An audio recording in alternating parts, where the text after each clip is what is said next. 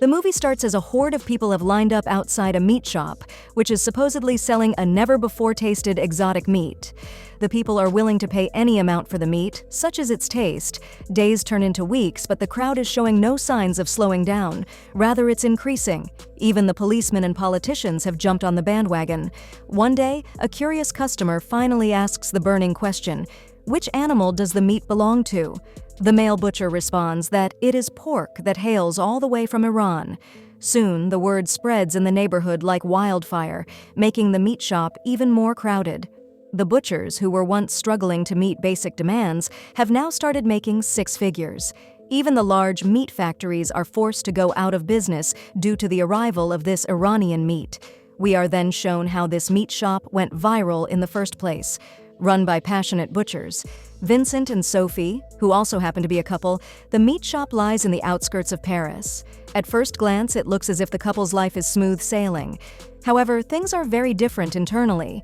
The shop hardly attracts any customers, and the ones that eventually come are repulsed by Vincent's strange massages on the meat. One day, a group of masked vegan activists attacks the shop. They throw blood at the couple and trash the place before fleeing.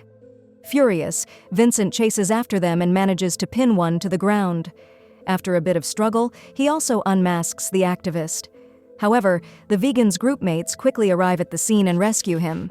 Before leaving, they also beat up Vincent, leaving him agitated. Later in the day, the couple visits their friends Stephanie and Mark's home for lunch. In the kitchen, Sophie cries to Stephanie, revealing how the bank refused to give them a loan and that they are going bankrupt. Stephanie initially tries to cheer her friend up, but soon starts boasting about how her husband makes good money. It's then revealed that Stephanie and her husband Mark also own a butcher shop that's doing very well. After a while, as the two couples have dinner together, Vincent brings up the incident from earlier, in which his shop was vandalized. First of all, Mark makes fun of him for not installing any security measures, but then he brings out a rifle and gives it to Vincent. He mentions that the gun is to protect the meat shop from vegan extremists. Vincent does not have a gun license, but he accepts the gift anyway. On their way back home, Sophie tells her husband that she's been thinking of divorcing him as their marriage has become boring. Being the wise man that he is, Vincent ignores her completely, and soon he spots one of the vegan extremists that trashed his shop earlier. To teach the prick a lesson, Vincent puts his car in reverse gear in an attempt to knock him down. However, he loses control of his car and ends up killing the man. Panicked, he proceeds to dial the police and confess that it was an accident, but Sophie stops him, fearing a long prison sentence. Instead, she suggests that they should copy a serial killer named Michel Francois, who dissected his victims and left them in garbage bags all over the city. Vincent realizes that his wife has been watching too many serial killer shows, but he nonetheless agrees to her idea. At night, he places the corpse in his shop and starts butchering it. In the process, an ear falls to the ground, and Vincent's dog gobbles it up in an instant. After dissecting the body for hours, it gets really late, so Vincent plans to throw it early in the morning. The next day, he wakes up late and finds the meat missing. As he frantically looks for it, Mrs. Coignard, a regular customer, arrives at the shop. She mentions that she loved the meat Sophie sold her so much that she is back to purchase more. It turns out Sophie inadvertently sold the human meat to an unsuspecting Mrs. Coignard, mistaking it for pork. Taken aback, Vincent tries to persuade her to buy other pieces of meat, but the lady insists she only wants what she was given earlier. As the two go back and forth, Sophie gets intrigued and demands to try the meat.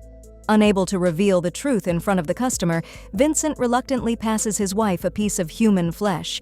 But to his surprise, Sophie loves it, making Mrs. Coignard even more impatient. At last, Vincent makes up a story that he acquired the meat from Iran, and that's why it's so rare and tasty. He then reluctantly sells a good chunk of the meat to Mrs. Coignard, and as soon as she leaves, he reveals everything to his wife. Surprisingly, Sophie doesn't seem to mind consuming human flesh. Instead, she suggests selling the meat, saying it might be the best way to get rid of the dead body.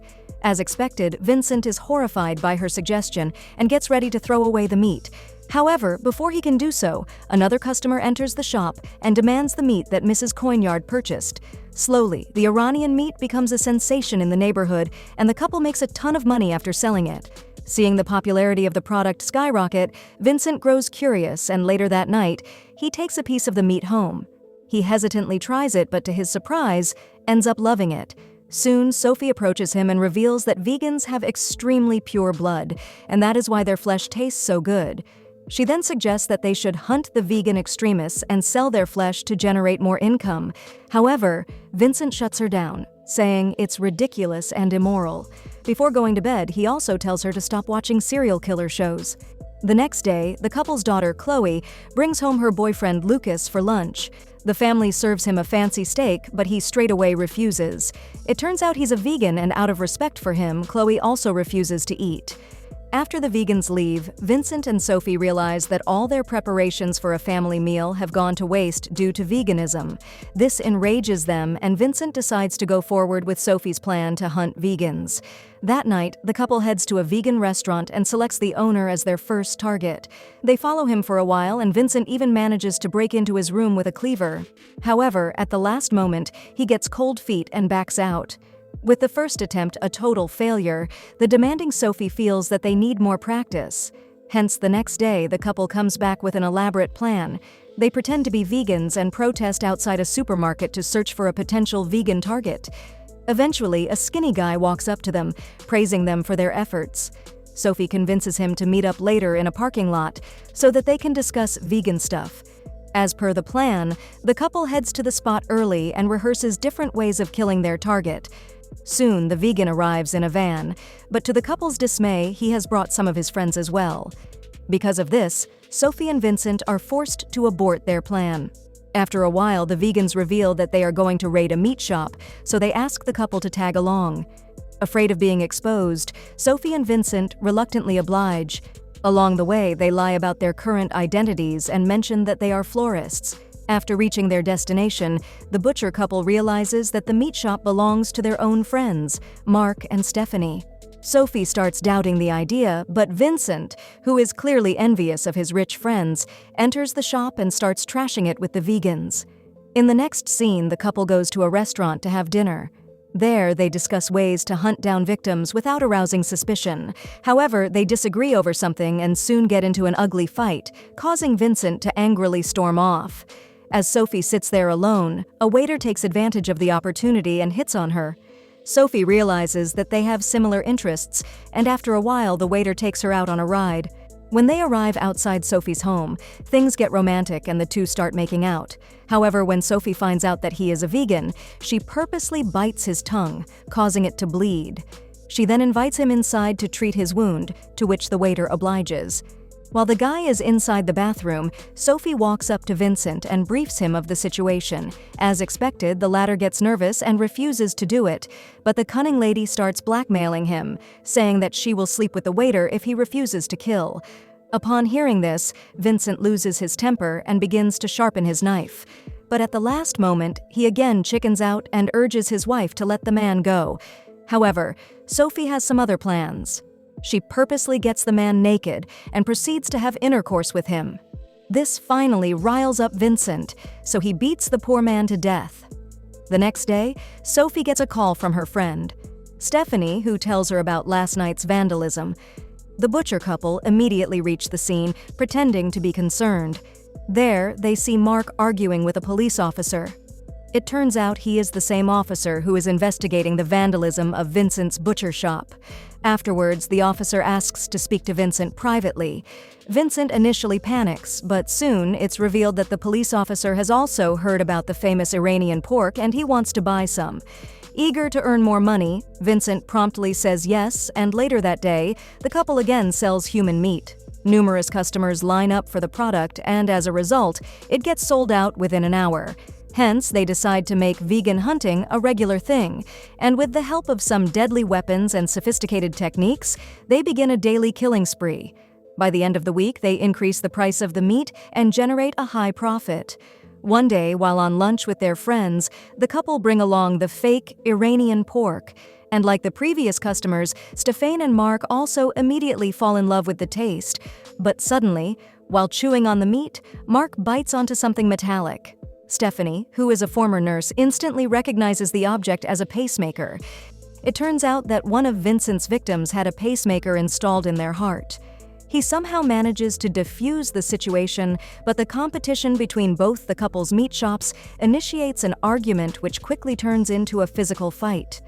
The husbands begin tussling on the ground, and all of a sudden, Vincent bites off Mark's ear and starts chewing on it. He then spits the ear out, gives Mark a menacing look, and leaves with Sophie, much to everyone's horror. Sophie and Vincent continue killing humans and rake in huge profits. On top of that, their dying marriage is also now saved. One day, the couple attends a vegan festival where Vincent notices a little chubby boy. The cannibal can't resist the urge to think of ways to butcher the boy for his meat. Soon, it dawns on Vincent that he has turned into a psychopath. Disgusted with himself, he decides to leave. However, Vincent and Sophie run into their daughter Chloe and her vegan boyfriend Lucas, who is surprised to see them at a vegan gathering. As they chat, Lucas mentions that several vegans are disappearing as of late. He is sure that it is the work of butchers. When Vincent tries to refute the assumption, Lucas gets upset. He loses his temper and yells at the butcher couple, compelling them to leave the festival.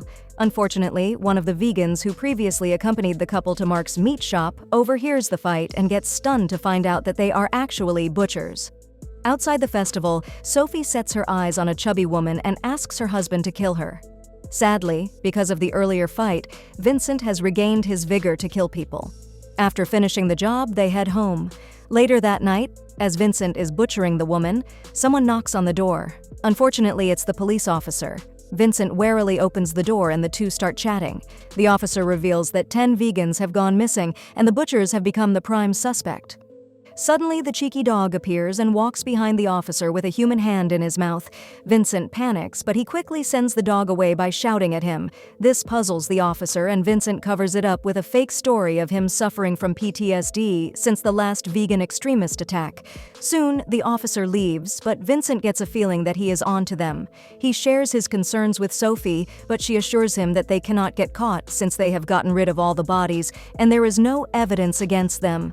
It turns out that Vincent has gotten rid of all the meat of their most recent victims, either by selling them or by scattering them around the city in garbage bags. They have taken these steps in the wake of greater awareness on social media and intensifying search for the missing people. Suddenly, the doorbell rings, and the couple find Lucas at the door. He greets them and apologizes for misbehaving with them at the vegan festival. Lucas then explains that he's been very stressed since his vegan friends started disappearing. The cunning Sophie comforts him and signals her husband to make Lucas their next victim. However, Vincent refuses and instead escorts their soon-to-be son-in-law to the door. The next day, without consulting with Sophie, Vincent announces to his customers that he will no longer sell any Iranian pork, much to everyone's dismay. This results in an argument between the couple, causing Vincent to leave the shop along with his dog. Meanwhile, the vegan group that destroyed Mark's meat shop shows up at Vincent's place to take revenge against them for the betrayal. Sophie tries to send them off, but without success. Instead, they tie her up and beat her to a pulp. When Vincent returns from his walk and sees the vans outside, he realizes that something is wrong. Wasting no time, he enters the shop with a cleaver and sees the vegans about to kill his wife. Enraged, Vincent intervenes, and with the help of his dog, he murders 2 of them. One vegan manages to impale Vincent in the shoulder, but luckily, Sophie unties herself in the nick of time and finishes him off. The movie then ends as the couple are arrested with 30 murders to their name. It's revealed that Mark and Stephanie were the ones who reported Vincent's odd behavior to the police, which eventually led to the butcher couple getting caught. Due to the severity of their crimes, Sophie and Vincent get a death sentence.